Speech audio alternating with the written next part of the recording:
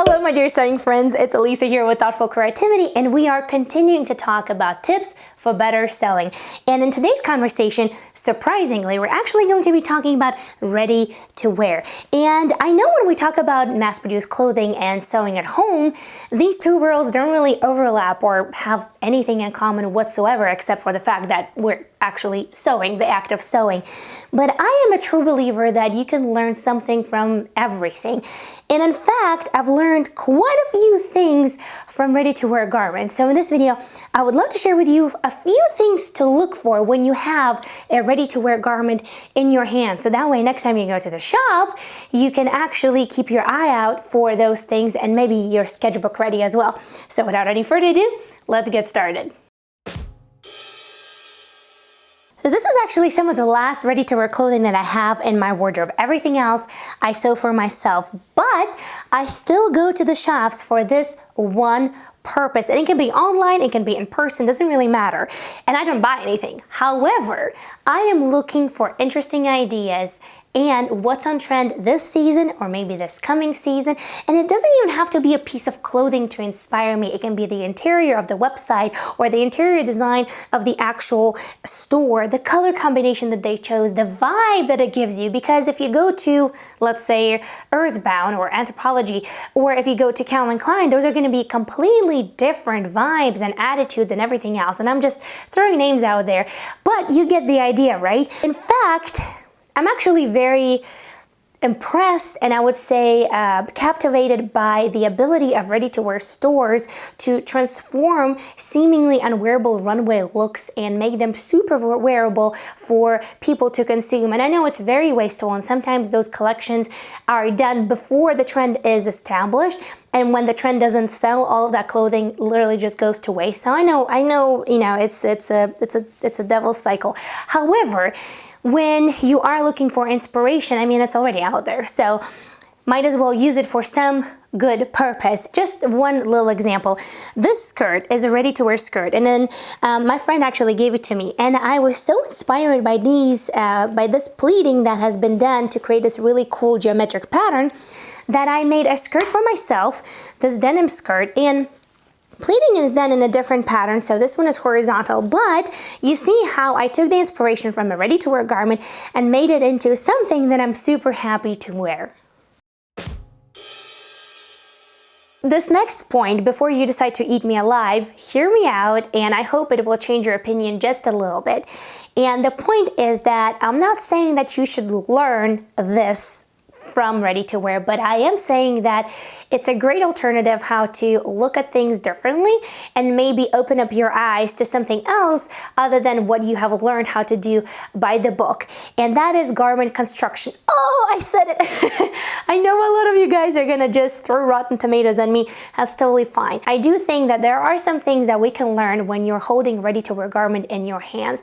Yes, there are some really shady, wonky things going on in ready-to-wear clothing. I'm not debating that. That is fact, that is true, and they're trying to cut corners in a lot of places. However, some of the things are pretty interesting, and when you look at the ready-to-wear garment, usually there is a reason why they're doing it this way, and sometimes there's no reason, but I said usually, right?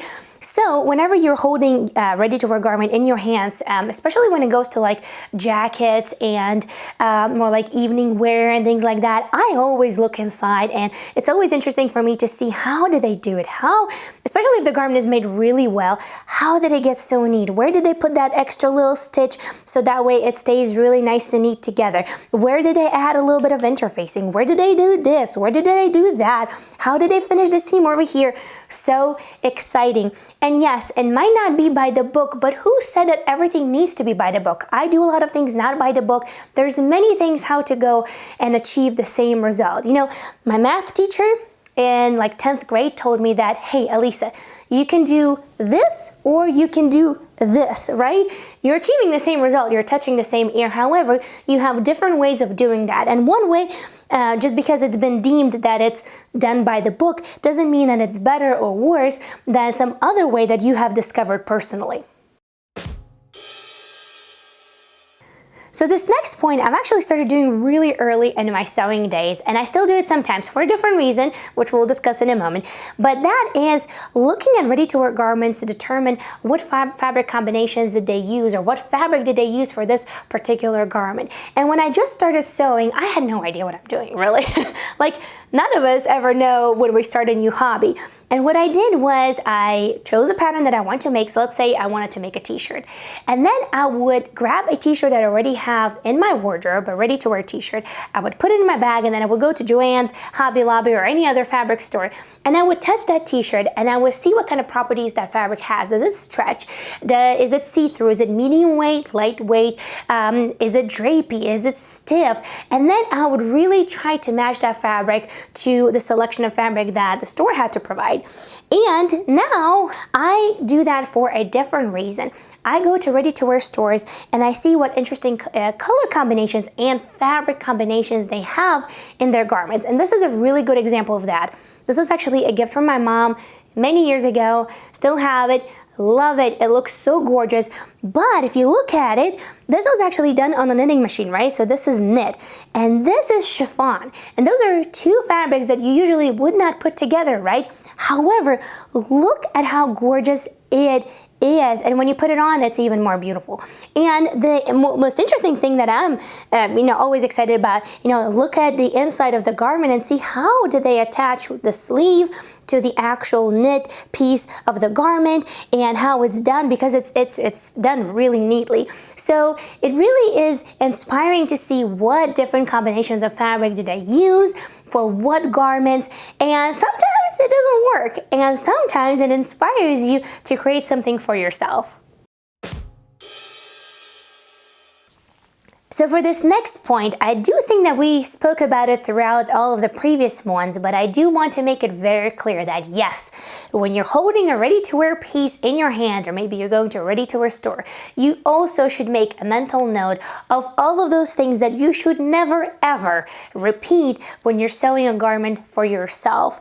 And we have to understand that garment industry is a cruel thing, actually. They're trying to cut corners every way possible. They're trying to squeeze out as much money as they can. And a lot of times the garments suffer at that. And not only garments, we're talking about the whole industry and the people who are actually making these garments. So when you're looking at the garment, and if the sleeve is twisted, if the seams are uneven, if the seams are popping and they're not secured, or something is wrong that you can visually tell this is not supposed to be this way, then make a mental note of, this is not the way to make a garment. This is definitely not the way how to make something that you're super proud of. So yes, when you are going to ready-to-wear stores, or maybe holding a ready-to-wear garment in your hands that does not adhere to all of the standards that we have learned from sewing, then yes, make a mental note of things that you should not be doing at all.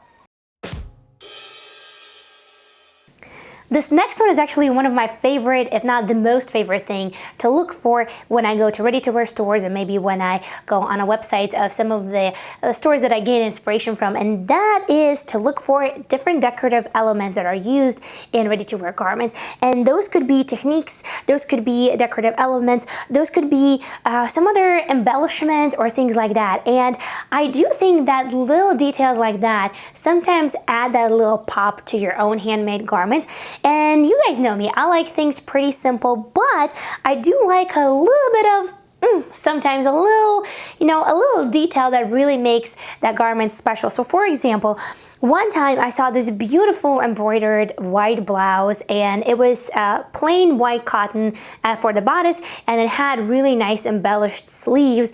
And I thought, well, I have this beautiful green fabric that I've been dying to use for something wearable, and I thought, wow, I love the combination of green and blue.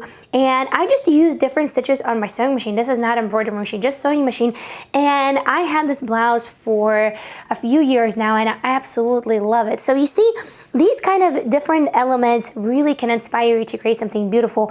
Even if, like, when you look at some garments and they've used zipper as a decorative element, maybe that zipper has no actual use whatsoever, but they've used it and it looks really cool and edgy, or it adds a little bit of personality to this jacket or sweater. I absolutely love to look for elements like that. So, dear sewing friend, did this video give you a little bit of a different perspective about ready-to-wear garments? I truly hope so. I truly hope that it gave you some inspiration and maybe something to look forward to next time you go to a ready-to-wear shop. And if you do learn or maybe look for something in ready-to-wear stores, do let me know about that in the comments below. I would love to read, guys, what are your thoughts about ready-to-wear garments and maybe something that you've learned from them. Until next time, happy, thoughtful, and creative sewing, guys. Thank you so much, and I'll see you in the next video. Bye!